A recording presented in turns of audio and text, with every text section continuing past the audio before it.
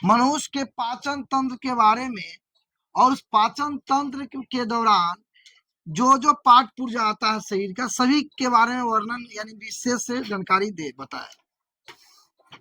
मनुष्य तथा सभी उस श्रेणियों के जीवों में भोजन पचाने के लिए एक विशेष अंग होता है जिसे आहार नाल कहते हैं।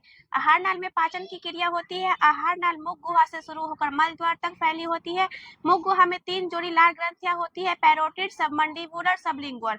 मुख गुहा में 32 दांत तथा एक जीभ होते हैं। जीभ के ऊपर छोटे छोटे अंकुर होते हैं जिन्हें स्वाद कलियां कहते हैं। इन्हीं स्वाद कलियों की मदद से भोजन के खारा, कड़वा, मीठा आदि का ज्ञान होता है। भोजन मुख गुहा से ग्रसनी में पहुंचता है। ग्रसनी में 2 छिद्र होते हैं, कंठ द्वार और निगल द्वार। कंठ द्वार श्वास नली में खुलता है और निगल द्वार आमाशय में खुलता है।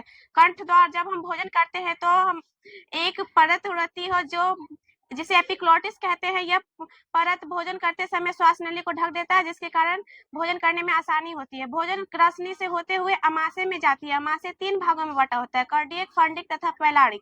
आमाशय में जठर रस का स्राव होता है। आमाशय की कोशिकाएं 3 प्रकार की होती है, म्यूकस, भीतिये, मुख्य। आमाशय से जठर रस का स्राव अधिक होने के कारण म्यूकस का स्राव घट जाता है जिसके कारण हमारे आमाशय में धसा धसा घाव हो जाता है जिसे अल्सर या पेप्टिक अल्सर कहते हैं। आमाशय में से भोजन होते हुए छोटी आंत में जाती है। छोटी आंत 3 भागों में बटा होता है, ग्रहणी, जेजुनम, इलियम। छोटी आंत का अधिकांश भाग इलियम होता है।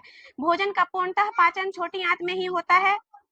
छोटी आंत की लंबाई 6 मीटर तथा चौड़ाई 2.5 सेंटीमीटर होती है। छोटी आंत से भोजन कोलम से होते हुए बड़ी आंत में जाती है। बड़ी आंत में अपचे भोजन से पानी का अवशोषण होता है तथा समय समय पर अपचा भोजन मल द्वार के रास्ते बाहर निकल जाता है। ताली बजाओ, जोरदार ताली दो। ताली रुकना नहीं चाहिए।